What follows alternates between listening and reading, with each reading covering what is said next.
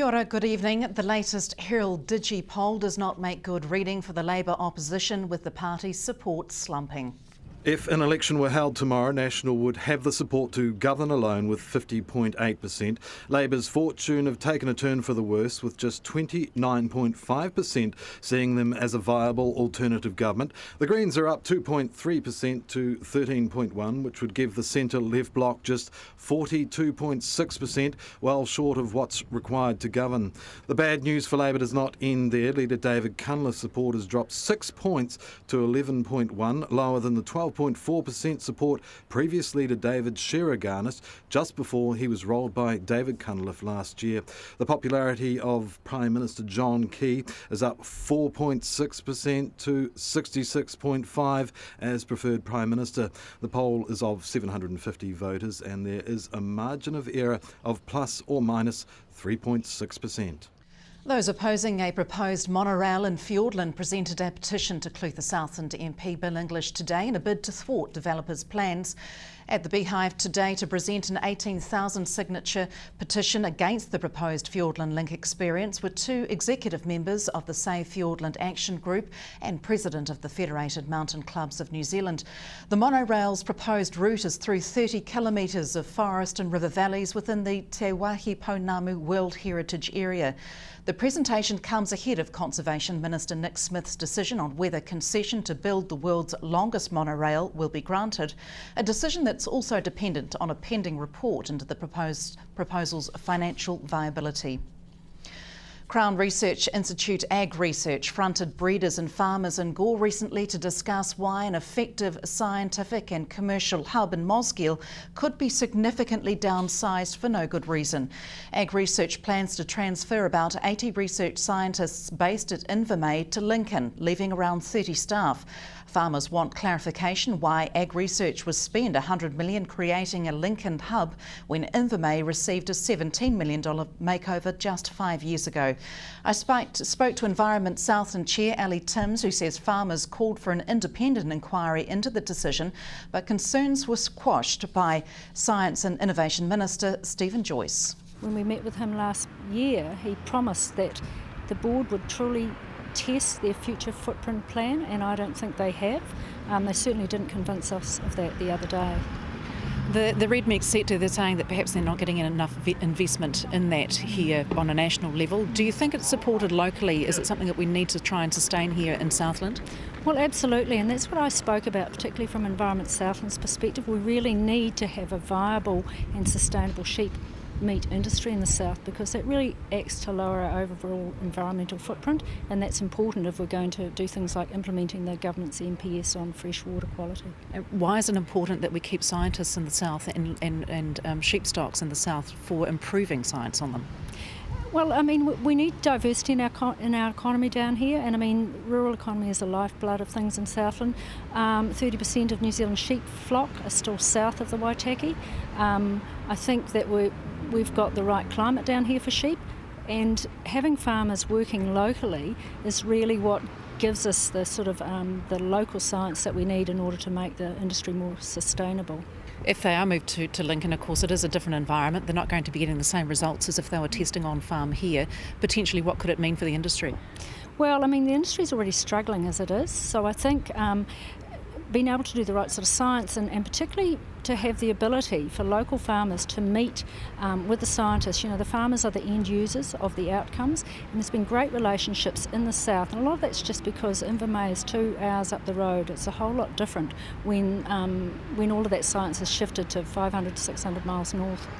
And they have very good infrastructure, you know, just 2 hours up the road. What potentially will happen with that, do you think? Well, you know, I think it's really disappointing. The building, they're the best in the country, and that's a part of a business plan that's really glossed over as far as AgResearch goes. So I think the numbers, if they get down low enough, it really won't be sustainable. Scientists like to work in a building with a lot of other people. They like to be able to collaborate with other people, and the Somerville example, which was another failed attempt by AgResearch to sort of rejig their business, didn't work, and I think that they need to think about the lessons of the past and learn from them. What would you like to see happen? I'd like to see that they look again at what they're doing, particularly around shifting the sheep genomics work north. I mean, that's been the lifeblood of what's happened down here. There's very good collaboration between the university and with the industry down here, and I think that can just as easily continue at the Invermay campus as it could at Lincoln. The Invercargill City Council is expected to take a local woman to court to have her legally ordered to part with at least 34 of her 37 cats. We asked lunchtime shoppers just how many cats should one person have. Yes, I think it is a bit much. I think anything over 5 is too many cats. 2 cats. And you're a cat owner yourself? Yes, I have 1. 37 would be a bit much, do you think? Definitely a bit much. What would you do if you were the neighbour of someone with 37 cats? I don't know, I don't think it's fair owning that many cats on the cats because they're just going to get into fights and stuff, so maybe ring the SPCA or council. Get it sorted? Yeah, get it sorted, that's a lot. Maybe 2 to 4? 2 to 4, not 37? Definitely not. What would you do if you lived next door to someone with 37 cats? Move? No. Or move the cats? That's a hard one. Depends how much. I don't know. That's a really hard one. I think I would see the cats happy, get them moved, get them happy. What would you do if you lived next door to someone with 37? I'd probably get very irate. You would have the cats moved, do you think? I would make all my efforts to get them rehomed or put down, as the case may be. Do you think the council's 3 cat limit per household's good enough? I think it's too many. You're a 1 or 2 cat person? I think 2 cats is the maximum, really, but 1 is essential. Yeah, I just think that you can't look after that many cats well. So I think you should just stick to the 3 because then you can look after them the way they need to be looked after. I guess it really depends on how many people are living in the house, but for one person maybe 2 or 3. 2 or 3. The council says 3. What would you think about 37? Is that a bit much? I think that's a little bit much. What would you do if you lived if your flat was next door to someone with 37? I'd probably be calling animal control. You borrow the neighbour's cats. We do. That's right. We couldn't live without some stroking now and again. How would you feel if your neighbour had 37 cats? That's a bit much stroking. Terrible. Somebody would have to move, either her or us. No, I think it's ridiculous. It's tough on the cats. I don't know, like 3? 3 would be about enough? I got 2 cats and that's enough for me. I mean, 37? What are you kidding? How does she afford to feed that many cats? After the break, former Prime Minister Dame Jenny Shipley's in the city to open a new elderly care facility.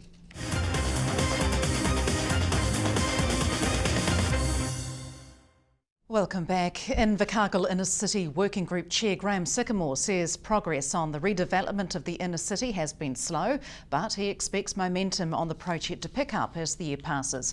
Mr Sycamore says he sees no evidence that investors in the inner city are being put off as the redevelopment moves from planning to construction. The City Councillor says the first sign of the rejuvenation of the CBD may come in a few weeks as the farmers market moves from Southland Boys to the car park across from the Civic Administration building on Esk Street. It's fair to say there hasn't been a lot of activity seen, but there has been a bit going on behind the scenes. And we've just had a couple of weeks ago the first meeting of the working group under my chairmanship, and a very positive outcome from that. We've nailed down the first 3 or 4 precincts to be done and put them into phases. And phase 1 will begin in Esk Street, and we'll start getting plans drawn up to see what that'll look like over the next few weeks. It's going to take some time though, isn't it, to get underway? Oh, of course it will, yes, because the problem we've got is we have the concept plan, and we must remember it's only a concept, and a lot of options in there which we'll be working through. So the next step is to sit down with the design people and draw up what we think we want to do in Esk Street for a start. Then we'll consult with the people there about that, and then we'll draw up tender documents, call for prices, and by then, of course, it's getting near the end of the year.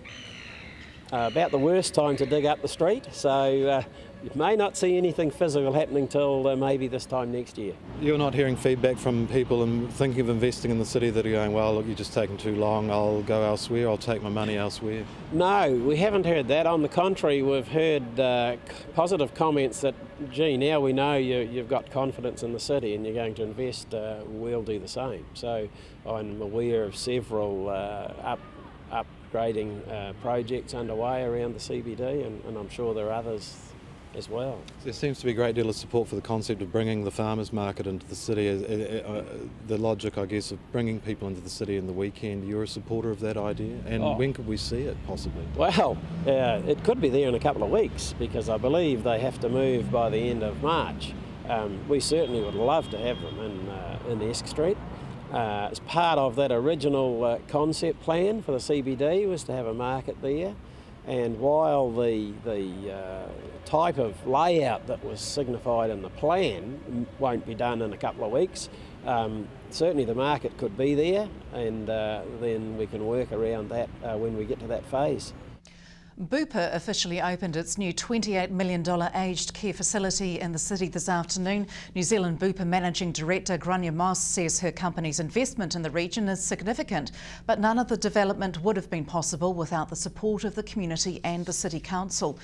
Also here to cut the ribbon was former Prime Minister Jenny Shipley. Hunter Andrews spoke to both women. Bupa sees itself as a big part of the community. We don't operate independent of the community, so absolutely we do look at what contribution we will be making to the community, and it's also very important for the council to be aware of that. That's what helps them support or not different developments. I mean, what we tend to find, there have been a number of independent studies done, and this type of development, $28 million was spent, and actually 70% of that has gone directly to the local community. And then what you also have is the ongoing services to the population, but also ongoing employment opportunities. And I think that's really important, particularly because Bupa does offer good career development opportunities for people as well, because we are a big group within New Zealand, and also then we're a group that has offices kind of overseas. So a number of our staff have actually come from, caregiver. I mean, we have a guy at the minute, he started life as a caregiver with us. He's now a manager of an entire region in New Zealand. So absolutely, it's really important that we contribute, and I think we do that quite significantly. Cities like Invercargill, any company, whatever it's selling or building or buying, $28 million investment is important. What is also important is this is a combination of government and private sector enterprise. The private sector's put the capital in, and while some of the beds will be being funded by a government on a weekly basis because people need care, these facilities are a very big step forward from the old hospital wards that when I first went into Parliament was how we cared for our old people. Bed by bed with only a curtain apart. Now they have dignity and are cared for properly both by qualified nurses but in a home-like setting. And I think that's how we should be looking after older New Zealanders, and it's a very good example of public-private partnership. Could you have imagined 25 years ago we'd be here where we are now in the sector? Well, I think it's been a great gain, and I think we've still got a way to go, because as those numbers go from 500,000 to 1 million, we probably need to think creatively about the sorts of housing that we might want to live in. As those baby boomers go into that senior group, it won't only be villages or hospital care. Maybe there will be other innovations. And again, I think the private sector has a very, very big role to play here. And that's all from the news desk this Tuesday. Next up on Sport, the Steel's loss against the Magic. From the news team, good night.